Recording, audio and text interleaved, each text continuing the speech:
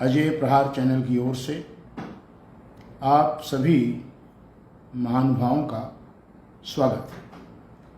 सर्वप्रथम मैं विज्ञान संचारक समूह के संयोजक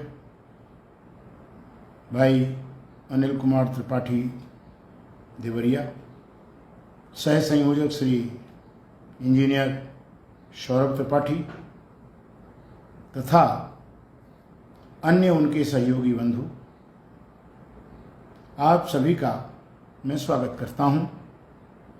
और मैं रामदत्त तिवारी अजय आज के विषय पर, जिसमें परंपरागत मान्यताओं में विज्ञान तलाशने की बात है, विज्ञान संचारकों की दृष्टि से इसमें क्या आवश्यक है, इस पर कुछ अपने विचार आपसे रखूंगा। यदि आपके किसी भी किस्म के कोई प्रश्न हैं तो उन प्रश्नों का उत्तर पाने के लिए कुछ दिन बाद अजय प्रहार चैनल पर इसका वीडियो आएगा, उसके कमेंट बॉक्स में आप प्रश्न डालें, हम यथासंभव उनका उत्तर देने का प्रयास करेंगे। देखिए, समाज में जब से समाज का गठन हुआ है तब से कुछ ना कुछ परंपराएं, कुछ ना कुछ मान्यताएं समाज ने गढ़ी हैं। वो देश काल परिस्थिति के अनुरूप रही होंगी, ऐसा हमारा अपना मानना है। इस विषय पर हम कुछ कहें, दरअसल ये विषय बहुत व्यापक, बहुत विशद, बड़ा विचित्र है। इस पर कोई काम नहीं हुआ है, जिसे काम कहते हैं। चर्चाएं बहुत हुई, मंडन हुआ, खंडन हुआ, समर्थन हुआ, विरोध हुआ, ये बिल्कुल अलग बात है। लेकिन जिसे काम कहना चाहिए, जैसे हम इसमें वैज्ञानिकता तलाशते हैं, तो उस वैज्ञानिकता की दृष्टि से इस पर जिस ढंग से काम होना चाहिए वो काम अभी हुआ नहीं है। हमें मान्यताओं और परंपराओं जो भी हैं वो कुछ वैश्विक हैं, कुछ स्थानीय हैं, कुछ क्षेत्रीय हैं, कुछ धार्मिक हैं, कुछ विभिन्न धर्मों की अलग अलग ढंग से हैं। बहुत विशद क्षेत्र है जिसको कुछ चंद मिनटों में समेटना संभव है नहीं। सबसे पहली बात, अगर इस पर कोई बात करनी है तो इस पर बड़ा काम करने की आवश्यकता है। विश्वविद्यालय स्तरों पर वैज्ञानिक संचारकों के द्वारा, वैज्ञानिक संस्थानों के द्वारा सबसे पहले इनका सूचीबद्ध होना चाहिए कि कब कौन परंपराएं कहां से कैसे प्रारंभ हुई, कब विलुप्त हुई। क्योंकि परंपराएं विलुप्त भी हो जाती हैं। जब परंपरा प्रारंभ होती है, परंपरा विलुप्त होती है, इसके माने यह है कि यह पूरी तरीके से देश काल परिस्थिति जन्य है। विज्ञान सम्मत है या नहीं, यह विषय अलग है, लेकिन देश काल परिस्थिति जन्य है, यह सत्य है। इसी सत्य के आधार पर हमको सूचीबद्ध करने की आवश्यकता है। विलुप्त हुई परंपराओं पर भी अध्ययन करने की आवश्यकता है। जो वर्तमान में चल रही, इन पर भी अध्ययन करने की आवश्यकता है, जिस पर अभी विशेष अध्ययन हुआ नहीं। अपने क्षेत्रीय स्तर पर चर्चा कर लेना, अभी हम बात कर रहे हैं, अलग बात है। अब आप देखिए, परंपरा तो बहुत छोटी चीज है। हम धार्मिक रीति रिवाजों को अगर आप देखें तो हिंदू धर्म, जिसे सनातन धर्म के नाम से जाना जाता है, यह सनातन धर्म हिंदुस्तान में जब जन्म लेता है उस समय चारों ओर जल ही जल है। तो हमारी हर पूजा में जल है और जल की भी पूजा है, क्योंकि हमारी देश काल परिस्थिति, हमारा पर्यावरण एकदम सरोवरों से, नदियों से, झीलों से, प्रपातों से सुरम्य वातावरण के साथ, तो हमारी जो पूरी संस्कृति है, हमारे जो रीति रिवाज हैं, वो पूरी तरीके से उत्सव प्रियता है। उत्सव प्रियता लेकर के हम आगे बढ़े। जैसे आप होली को देखिए, होली में पहले जो पलाश के पुष्प हैं उनसे रंग बनाया जाता था, आज बहुत विकृत रूप हो गया है। सिंदूर महिलाएं लगाती थीं, हर पर्व पर माथे पर सिंदूर, शादी के बाद माथे पर बिंदी सिंदूर की। सिंदूर आज गायब है। सिंदूर सुंदरवन में पैदा होता था। अभी मुझे उज्जैन जाने का मौका मिला, वहां एक सज्जन है जो सिंदूर के वृक्षों को लगा रहे हैं और करीब 1000 वृक्ष वहां सिंदूर का है। एक सुराही नुमा उसका आकार होता है उसके फल का, और उसके अंदर सिंदूर होता है। उसकी तासीर बहुत शीतल होती है। आप मस्तक पर अगर रोज सिंदूर की टिप्पियां लगाएं, बिंदी लगाएं, तो आप शांत अपने आप होने लगेंगे।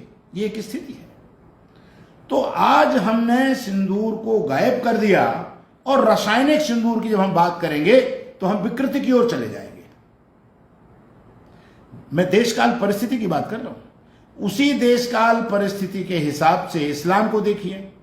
अरब में जन्मा, वहां पर पानी का संकट, वो इस ढंग से पानी का उपयोग करेंगे कि यूं गद्दी पर चुल्लू में पानी डालेंगे, यूं कर लेंगे, पूरा हाथ धोलेंगे।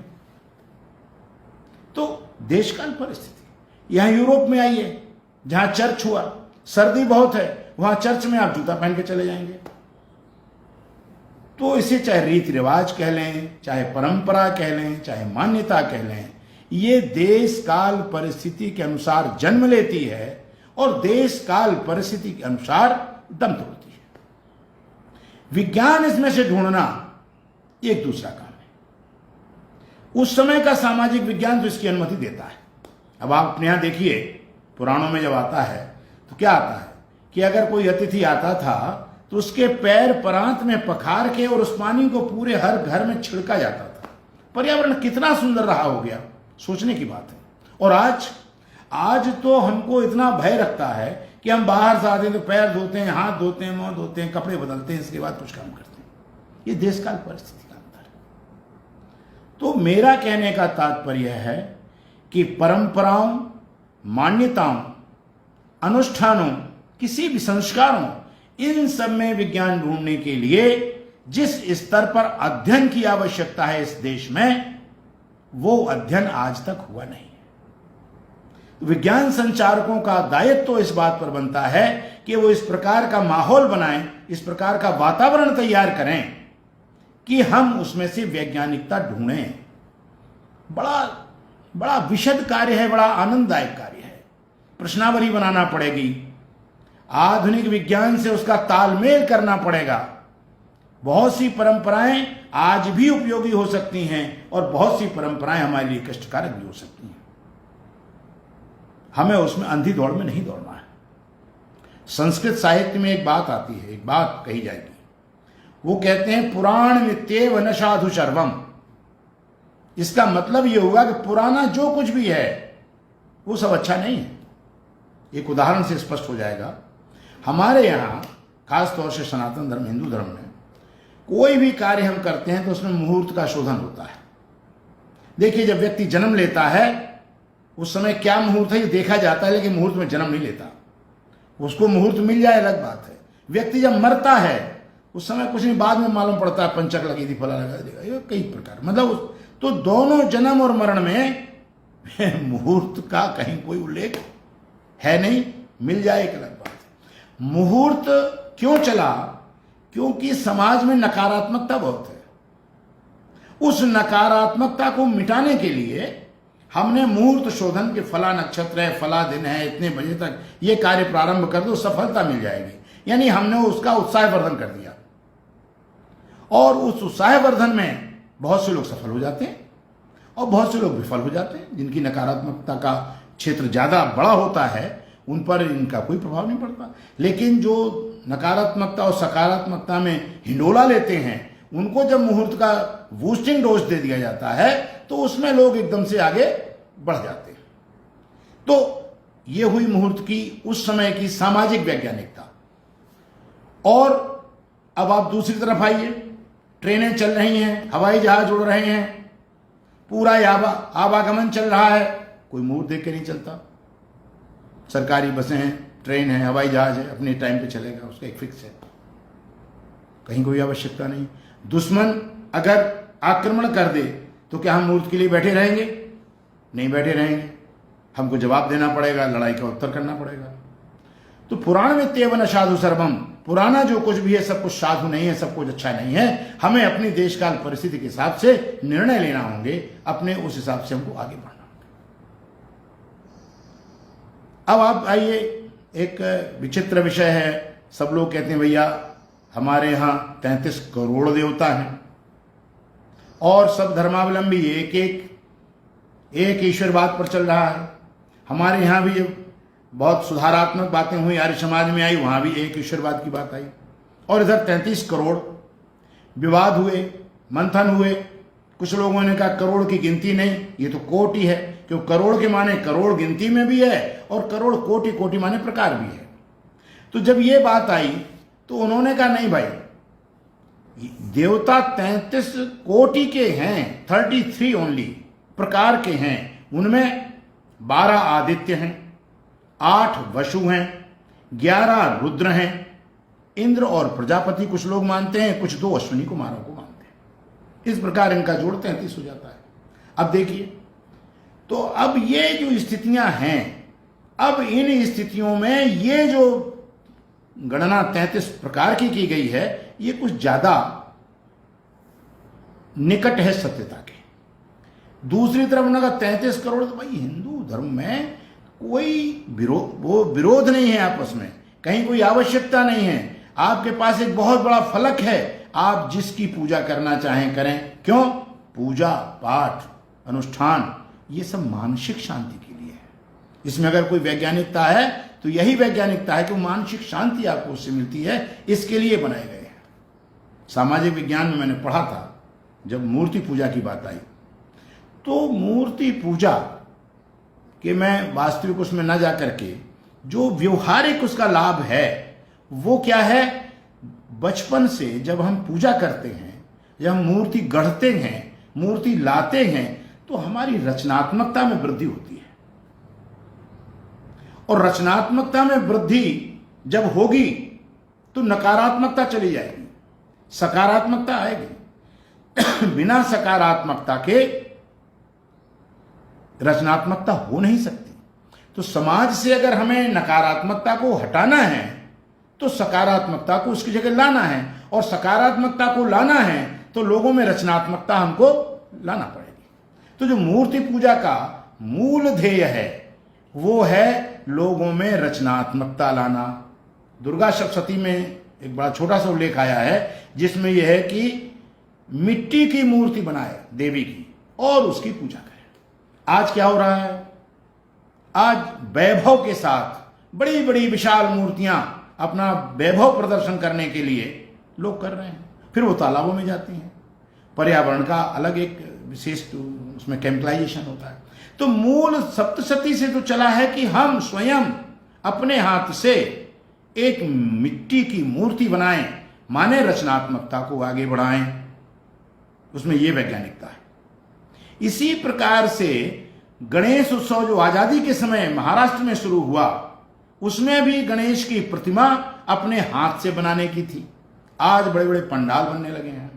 जब लोकमान्य तिलक ने इस चीज को देखा, गणपति विसर्जन के उत्सवों को देख करके जब उन्होंने भविष्य की परिकल्पनाएं देखी कि बड़ा विभत्स दृश्य हो जाएगा ये, तो तब उन्होंने लोगों को समझाना शुरू किया कि गणेश की प्रतिमा इतनी छोटी बनाओ कि भैया उसको बाल्टी में ही विसर्जित कर दो, कोई केमिकलाइजेशन नहीं होना चाहिए, शुद्ध मिट्टी की बनाइए, बाल्टी में विसर्जित करके उसको किसी पीपल या बरगद के पेड़ में जाकर के विसर्जित कर दीजिए। तो देश काल परिस्थिति के हिसाब से उत्सव बने, फिर वो उसमें विकृतियां आई, विकृतियों के बाद लोगों ने उसमें सुधार करने का प्रयास किया।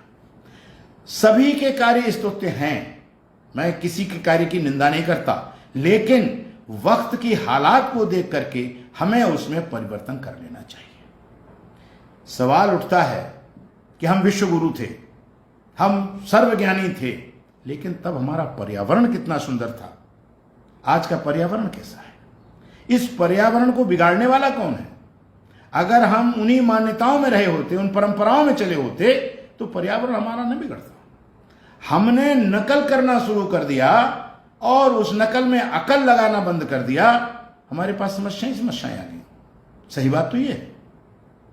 क्योंकि जब भी कोई परंपरा जन्म लेती है वो उस समय की आवश्यकता होती है। जब भी कोई परंपरा दम तोड़ती है वो अनुपयोगी हो चुकी होती है। इसमें इतनी सी वैज्ञानिकता है, लेकिन इस पर वृहद विशद अध्ययन की आवश्यकता है। बगैर उसके हम ना किसी को खारिज कर सकते हैं, ना हम किसी को पासिंग मार्क दे सकते हैं। एक ध्यान पर बड़ा आजकल चर्चा चल रही है, मेडिटेशन मेडिटेशन मेडिटेशन। और जब आप ध्यान के विषय में लोगों से पूछें, बात करें, फिर मनन करें, फिर चिंतन करें, तो भैया हर व्यक्ति अपनी राय अलग ढंग से देता है। ध्यान तो एक है, लेकिन उस ध्यान पर विचार अनेक हैं। अनुकरण कितने होते हैं वो एक अलग बात है। ध्यान से मानसिक शांति मिलती है। ध्यान से आपकी भविष्य की योजनाएं बनती हैं। ध्यान से आपके अंदर एकाग्रता पनपती है। ध्यान से आपके अंदर उत्साह की वृद्धि होती है। ये भोगे हुए सत्य मनीषियों के हैं, मेरे नहीं। मनीषियों ने इनसे लाभ बताए, और सभी मनीषियों ने ध्यान की विधियां अलग अलग बताई हैं। अनंत विधियां हैं।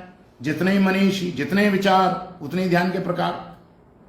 अब उसमें आपको जो अच्छा लगे वो आप कर सकते हैं, उसको पढ़िए आप। ध्यान की जो वैज्ञानिकता है वह केवल यही है कि जब तक आप एकाग्र नहीं होंगे तब तक आप दुनिया में कोई कार्य सफलतापूर्वक निर्विघ्न नहीं कर सकते। उसके लिए आपके अंदर एकाग्रता, समर्पण बहुत आवश्यक है, और इन दोनों की वृद्धि एकाग्रता से होती है, और वो एकाग्रता ध्यान से आता है। लेकिन जब आप ध्यान लगाते हैं तो ध्यान में कोई बंधन नहीं है। किसी भी मूर्ति का, किसी भी चित्र का, किसी भी व्यक्ति का, किसी भी स्थान का आप ध्यान कर सकते हैं, आंख बंद करके, आंख खोल के। लेकिन जिसे अंग्रेजी में कंसंट्रेशन कहते हैं, जब आप कंसंट्रेशन की ओर जाते हैं तो ऑटोमेटिकली एक कंटेम्पलेशन आ जाता है। जब आप कंटेम्पलेशन में प्रवेश करते हैं तो फिर से आपको एकाग्रता की ओर, कंसंट्रेशन की ओर लौटना पड़ता है। ये दोनों के बीच में आप झूलते झूलते जब एकाग्रता पर स्थिर हो जाएंगे तब आपका ध्यान सही अर्थों में आएगा। ये एक सीधी सी बात है। कंटेम्पलेशन में क्या है कि आपने अगर किसी एक मूर्ति पर ध्यान किया तो आप उसके चरित्र की ओर जाएंगे, उसके जो पूरा अनुकरण उसका है, जो उसकी विचारधारा है, उसकी तरफ आपका ध्यान जाएगा। और ये दोनों एक दूसरे के पूरक हैं, इसमें परेशान होने की आवश्यकता नहीं है। आप अगर किसी अपने इष्ट के विषय में ध्यान करते हैं, किसी प्रकृति के विषय में आपका ध्यान जाता है, किसी वृक्ष के विषय में ध्यान जाता है, तो उसके गुणधर्म की ओर भी आपका ध्यान जाएगा। वो कंटेम्पलेशन है। और जो उसी पर आपका ध्यान है वो कंसंट्रेशन है। तो ध्यान की वैज्ञानिकता केवल यह है कि आपका जो भटकने वाला मन है, जिसे अश्व कहा गया है, मन को घोड़े की उपमा दी गई है। जिस प्रकार घोड़ा तेज गति से दौड़ता है उसी प्रकार से आपका मन भी दौड़ता है। उसको स्थिर करने के लिए, एकाग्रता के लिए ध्यान आवश्यक है। उसकी वैज्ञानिकता केवल इतनी है जो मनीषियों द्वारा स्थापित की गई है, बताई गई है, कही गई है, वो ये है कि एकाग्रता से आपका मन शांत होता है, उत्साह की वृद्धि होती है, लक्ष्य की ओर आप आगे बढ़ते हैं। तो इस प्रकार से इन सब की वैज्ञानिकता की स्थिति यह है। हमारी जो परंपराएं हैं, मान्यताएं हैं, ये सर्वाधिक हमारे जीवन को उद्वेलित करती हैं जन्म से लेके मरण के बीच में जितने संस्कार हैं।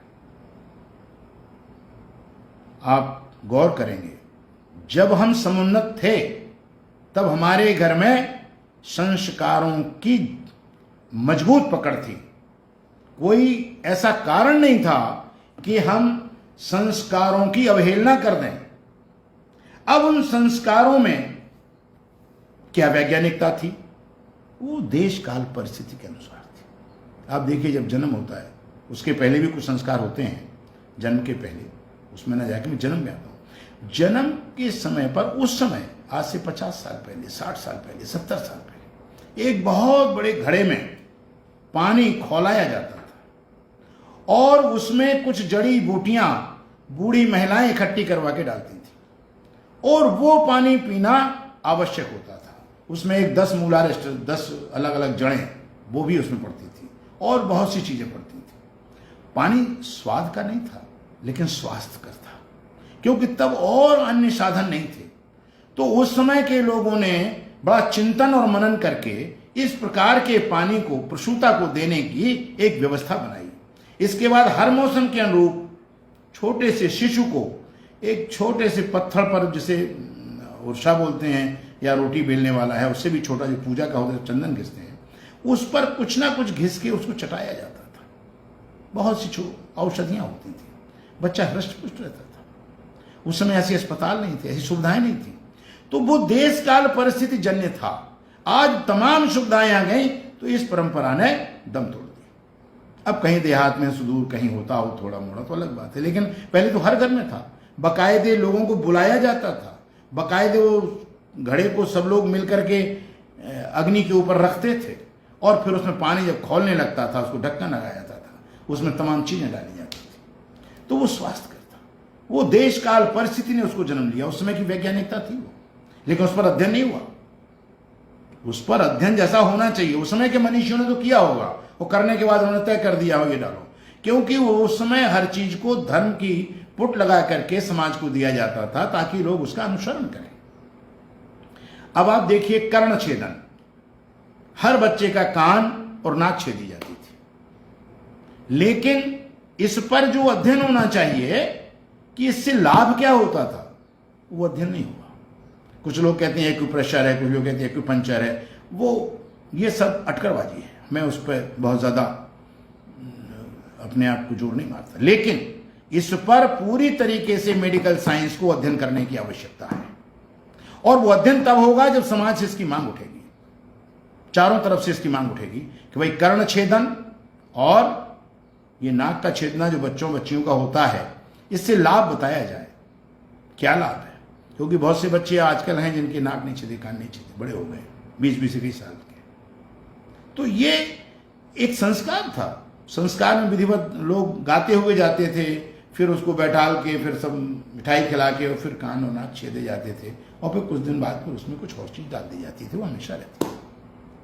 तो एक परंपरा थी, परंपरा है, परंपरा चल रही है, लेकिन उसके विषय में जो ज्ञान होना चाहिए वो ज्ञान आज नदारत है। इसको एम्फसाइज, इस पर महत्व देने के लिए, इसको फोकस करने के लिए, इस पर विशेष प्रभाव डालने के लिए पूरे समाज की एक जिम्मेदारी बनती है आज, जागरूक समाज की, कि वो पता करे, लोगों को बताए कि भाई इससे ये फायदा है। अगर फायदा नहीं है तो फिर कोई फायदा नहीं है, क्यों आप उसको करते हैं। लेकिन संस्कार था वो। इसके बाद आता है मुंडन संस्कार। मुंडन संस्कार पर जो मैंने अपना स्वयं का एक अनुभव है कि अगर मुंडन बच्चे का न कराया जाएगा तो उसका जो कोमल सिर है वो कोमल रहेगा, और जितनी बार उस पर बाल साफ करने का उस तरह चलेगा उतने ही वो खाल उसकी मजबूत होगी और बालों में मजबूती आएगी, और इसके बाद उसका सिर जो है वो कायदे से पूरी तरीके से विकसित होगा, और बालों में जो मुलायमियत है वो धीरे धीरे जाकर के, जितनी बार ज्यादा मुंडन होता है उनके बाल उतने ही अच्छे होते हैं, ये देखा गया है। लेकिन इस पर अध्ययन होना चाहिए, वो अध्ययन का अभाव है, और बगैर अध्ययन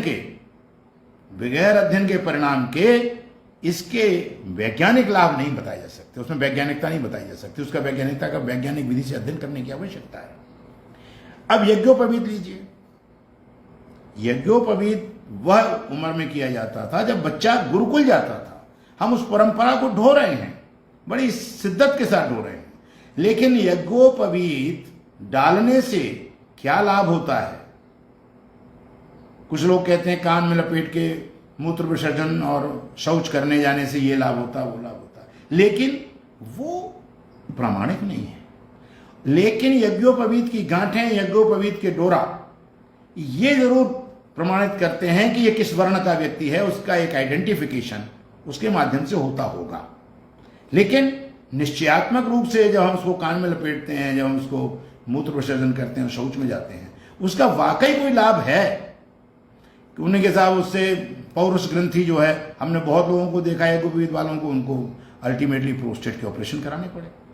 तो इस पर बहुत गंभीर अध्ययन की आवश्यकता है, वैज्ञानिक अध्ययन की आवश्यकता है। इस पर लोगों के प्रयोगों को परखने की आवश्यकता है कि जिन्होंने यज्ञोपवीत नहीं कराया उनको क्या प्रॉब्लम, जिन्होंने कराया उनको क्या लाभ हुआ।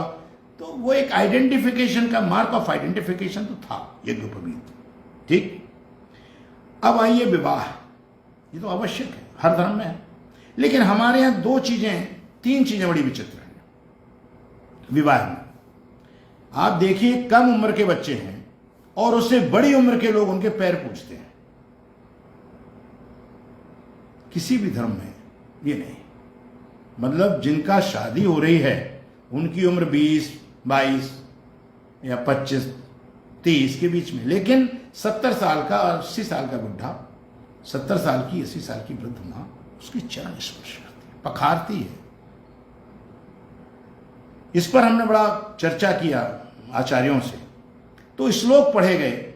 उन श्लोकों का अर्थ यह है कि वर माने श्रेष्ठ है, और जब मंडप होता है तो हम उस बच्चे को जिसकी शादी होती है, उस कन्या को जिसकी शादी होती है, उसको श्रेष्ठता के रूप में लेते हैं। और श्रेष्ठता में वर विष्णु का रूप होता है और वधू लक्ष्मी की रूप होती है। तो जिस समय हम पांव पखारते हैं वो हम विष्णु और लक्ष्मी के पैर पखारते हैं, उसके बाद फिर नहीं हम उनके पैर पड़ते हैं। तो ये एक भावना है पूरी तरीके से, हम श्रद्धान्वित होते हैं। हम एक मांगलिक आयोजन में उनकी कामना करते हैं कि हम इसी के बहाने आपके पैर पूज रहे हैं। एक ये परंपरा है, वैसे वैज्ञानिकता नहीं है, लेकिन एक भावना जुड़ी है, एक आस्था जुड़ी हुई है। दूसरा, जब वर वधू मंडप में होते हैं तब आचार्य लोग श्लोक पढ़ते हैं और फिर कहते देखिए उत्तर दिशा की ओर वो ध्रुव तारा। उन्हें ध्रुव तारा दिखे या न दिखे, जो उस समय और लोग वो है वो उन्हें कहा है। और उस समय जो श्लोक पढ़े जाते हैं उसमें यह है कि अपने जीवन में आप बिल्कुल अटल रहें, जो भी आपको अच्छे कार्य करना है उनमें आप कोई समझौता ना करें, अटल रहें जैसे ध्रुव तारा अटल है। ये कामना है। कामना के साथ साथ एक संकल्प भी आपको मंडप के नीचे दिया जाता है, अब संकल्प है। इसके बाद एक और छोटा सा रस्म रिवाज होता है जिसमें पंडित जी अपना पढ़ दिया और नाई ने मंडप से एक सीख ली, बर को दी, बोले तोड़ दो। उसे पता ही नहीं हुआ क्या। दरअसल जब वो श्लोक पढ़ा जाता है वो भगवान कृष्ण के टाइम से, जब कृष्ण आए गौपालन उन्होंने बढ़ाया और उस समय गौओं का वध किया जाता रहा होगा, तो कृष्ण ने इस परंपरा को विवाह परंपरा का एक अंग बना दिया कि ये खड्ग जो है, कृपाण है, ये तोड़ते हैं और प्रतिज्ञा करते हैं कि आज से हम गाय की रक्षा करेंगे, गाय का वध नहीं करेंगे। ये श्लोक ये है वहां पर। तो ये एक परंपरा है खड्ग तोड़ने की, लेकिन वो एक संकल्प है। वो संकल्प संस्कृत में उन्होंने पढ़ के अलग किया, ना वर को पता, ना वधू को पता, ना बरातियों को पता, ना घरातियों को पता। जो उसमें घुसे, जिसमें पढ़ा, उनको पता। तो अब ये, इसको आप क्या कहेंगे? इसको वैज्ञानिकता कहेंगे या भावनात्मक, आस्थात्मक, कुछ भी आप रूप दें, लेकिन इसमें एक संकल्प की शक्ति है कि हमें गाय की रक्षा करनी है। भले आज गायों की जो दुर्दशा हो रही है वो अलग बात है, वो कारण यह है कि वो चीज समझ में नहीं आती है। तो इस प्रकार एक और उसमें कार्यक्रम होता है हवन सप्तपदी में, जिसमें भाई हवन करता है और वर और वधू मिलकर के उसमें। और वो हवन आप हर जगह देखिए, उत्तर भारत में भी, दक्षिण भारत में धान का होता है।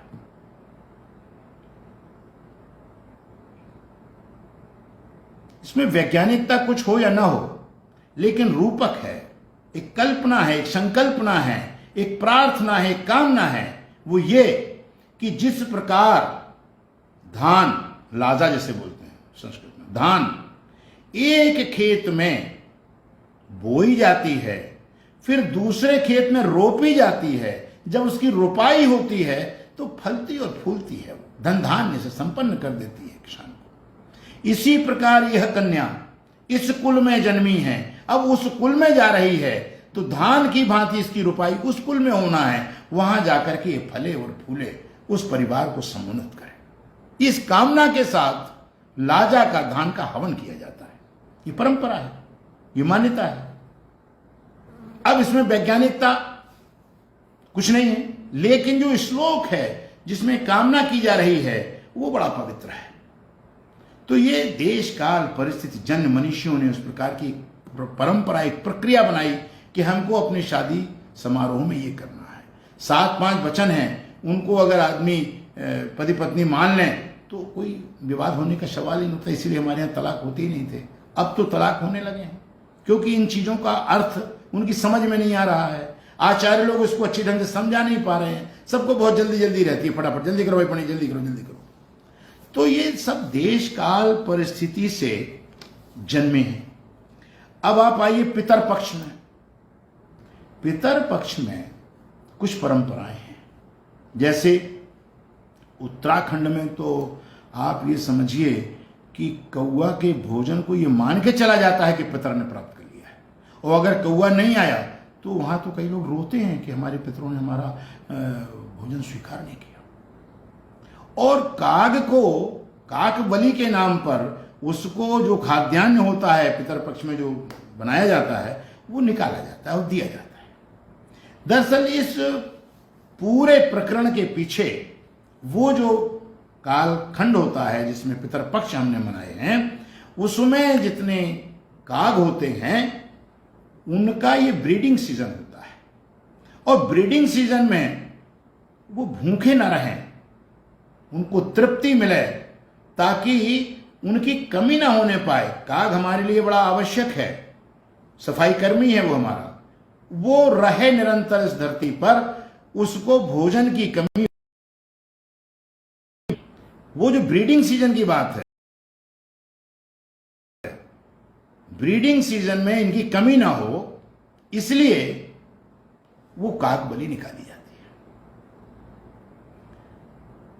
और इसी प्रकार गाय का निकाला जाता है, गाय का भी ब्रीडिंग सीजन होता है, उसको भी पोषण मिले। उसके मछलियों को डाला जाता है, मछलियों का ब्रीडिंग सीजन होता है। मत्स्य विभाग तो उस पूरे पीरियड में मछलियों के शिकार पर रोक लगाती है। तो उस ब्रीडिंग सीजन में वो भूखे ना रहें, उनको पोषण मिले, इसलिए ये परंपरा डाली गई कि आप जाके तालाब में मछलियां भी चुनाएंगे, पीपल को जल देंगे, वो भी बहुत आवश्यक है। तो जो आवश्यक तत्व समाज के लिए बहुत हैं, उपयोगी हैं, उनको पोषण मिले, इस प्रकार की व्यवस्था पितर पक्ष में की गई। ये उस समय का और आज का भी सामाजिक विज्ञान तो है, जिससे इनकार नहीं किया जा सकता है। अब आइए आप कि हमारे यहाँ नवरात्रि को भी छोड़ दें तो भी कन्या भोजन का बहुत महत्व है। कन्याओं को भोजन कराने की परंपरा है और मान्यता यह है कि इससे आपकी मनोकामनाएं पूरी होती हैं। कन्या भोजन के प्रति भी चूंकि आप देखिए घर घर में आज से कुछ साल पहले तक, अब तो थोड़ा सा सुधार हुआ है, सबसे बाद में जो बचा खुचा होता है वो बच्चियों को दिया जाता है, बच्चों को सबसे पहले। तो उनको कुपोषण मनुष्यों ने देखा तो कन्या भोज की परंपरा चला दी कि इनको इतना भोज कराया जाए, फला काम में कन्या भोज कराइए, इसमें कन्या भोज कराइए, ताकि कन्याओं का कुपोषण ना होने पाए। उस कुपोषण को दूर करने के लिए समाज ने कन्या भोज की परंपरा को जन्म दिया। वो आज भी चल रही है। उसमें मान्यता ये है, भाई बच्चियां हैं, देवी तुल्य हैं, उनके पैर पड़ लिए, उनको दक्षिणा दे दी, उनको भोजन करा दिया, उनके मनोनुकूल भोजन करा दिया, वो आशीर्वाद तो देंगे और आपका एक मन को शांति मिलेगी कि हमने आज कन्या भोज कराया। इसी प्रकार से ब्राह्मण भोज की बात है। ब्राह्मण भोज भी चूंकि जो ब्रह्म को जाने ऐसा व्यक्ति अगर भूखों मरे, ब्राह्मण को धन केवल भिक्षा, जो भिक्षाटन पर जिंदा रह रहा हो उसके भोजन की व्यवस्था तो समाज से कराना है। इसलिए हर जगह पर, हर कार्यक्रम में, हर संस्कार में ब्राह्मण भोज की व्यवस्था की गई, ताकि मेधा बुद्धि कुंठित ना होने पाए और वो सुरक्षित रहे। ये उस समय की आवश्यकता थी। आज तो SC/ST एक्ट चल रहा है, उनको जरूरत है, उनको हम बढ़ावा दे रहे हैं। लेकिन उस समय के मनुष्यों ने जो ये परंपराएं चलाई वो ये थी। मृत्यु भोज को लेकर के तो कानून तक बन गए कि नहीं होना चाहिए, परंतु जो देश काल परिस्थिति जब इसने जन्म लिया मृत्यु भोज ने, उस समय अकाल मृत्यु नहीं होती थी। आज तो एक्सीडेंट में मौत हो रहा है, ये हो रहा है, हॉस्पिटल में मौत हो रहा है, नई नई बीमारी हैं, कम उम्र के बच्चे जा रहे हैं। तो कम उम्र के बच्चे जब मरते हैं तो मृत्यु भोज नहीं होना चाहिए, इसमें कोई दो राय नहीं। आप कुछ दान पुण्य कर दीजिए, आपका मन नहीं मानता। लेकिन एक व्यक्ति शतायु होके जा रहा है, एक व्यक्ति अपनी पूरी आयु करके जा रहा है, उसने पूरी जिंदगी भर की कमाई अपने उत्तराधिकारियों को दी है, तो ये उसकी राजगद्दी होती है, उसको वो संपत्ति मिलती है, उसका उत्तराधिकारी बनता है, वो उत्तरदायित्व का निर्वहन करता है, तो अपने रिश्तेदार इष्ट मित्रों को भोजन कराता है। ये अपराध नहीं है, इससे अपराध नहीं होना चाहिए। मेरी अपनी निजी विचार हैं ये, इसमें हो सकता है किसी के अंदर मतवैभिन्नता हो, वो मतवैभिन्नता कोई बुरी बात नहीं है, अच्छी बात है। लेकिन ये जो सब चीजें बनाई गई वो तत्कालीन समाज ने अपनी देश काल परिस्थिति के अनुसार बनाई है। सही बात ये है। अब आप देखिए, हमारे यहां एक पूरी तरीके से निषेध आया, गौमांस नहीं खाना चाहिए। इसमें वैज्ञानिकता है, गौमांस भक्षण नहीं करना चाहिए। इस पर शोध हुआ है, बाकायदे शोध हुआ है, पब्लिश्ड हुआ है, बुक शेप में भी आया है। वो क्या अध्ययन हुआ कि गाय और भैंस दोनों के दूध पर अध्ययन हुआ। उसमें जर्सी विदेशी गायें भी शामिल की गई। जर्सी के दूध को अनुपयोगी पाया गया, देसी गाय के दूध को उपयोगी पाया गया, उसमें सभी पोषक तत्व पाए गए। भैंस के दूध में कुछ विकृतियां पाई गई, ठीक, रिपोर्ट से बकायदे। अब गाय अगर अपशिष्ट का सेवन करती है तो उसका दूध अपसंक्रमित नहीं होता है। भैंस अगर अपशिष्ट का भोजन करती है तो उसका दूध प्रदूषित हो जाता है। इसके उलट जब गाय अपशिष्ट का भोजन करती है तो उसका मांस प्रदूषित होता है। भैंस जब अपशिष्ट का भोजन करती है तो उसका मांस प्रदूषित नहीं होता है। तो चूंकि मांस प्रदूषित हो जाता है इसलिए बीमारियां बढ़ाएंगे, इसलिए गौमांस के भक्षण पर पूरी तरीके से मनुष्यों ने रोक लगाई थी। ये पूरी तरीके से वैज्ञानिक है। कुल मिलाकर के अगर हम इस पूरे प्रकरण में, इस पूरे संवाद में अगर आते हैं तो दरअसल परंपराओं में, मान्यताओं में विज्ञान ढूंढने के लिए जितने वैज्ञानिक संस्थान हैं देश के, उनको रुचि लेना चाहिए। विश्वविद्यालयों को रुचि लेना चाहिए, विश्वविद्यालय की विज्ञान संकायों को रुचि लेना चाहिए। समाज विज्ञानियों को जो हैं, सामाजिक विज्ञानी जो हैं, उनको देखना चाहिए। और एक विशद अध्ययन के बाद एक सर्वे, पहले तो सर्वे होना चाहिए, परंपराओं का सूचीबद्ध क्षेत्रीय आधार पर हो, और फिर उसके बाद जाकर के उन पर अध्ययन हो, अध्ययन की रिपोर्टें प्रकाशित हों।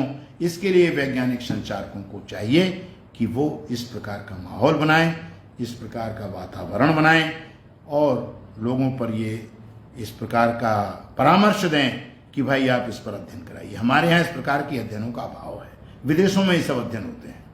इन्हीं शब्दों के साथ आप सबका अभिनंदन और एक निवेदन के साथ कि इस पूरे संवाद में जहां मत वैभिन्नताएं हों उसके कमेंट बॉक्स में आप जाएं और अपनी बात लिखें। हम उसका यथासंभव समाधान करने का प्रयास करेंगे। इन्हीं शब्दों के साथ आप सबका धन्यवाद। आपने ध्यानपूर्वक सुना, इसके लिए आभारी। और समाप्त करते हुए वाणी को विराम देते हुए जय हिंद।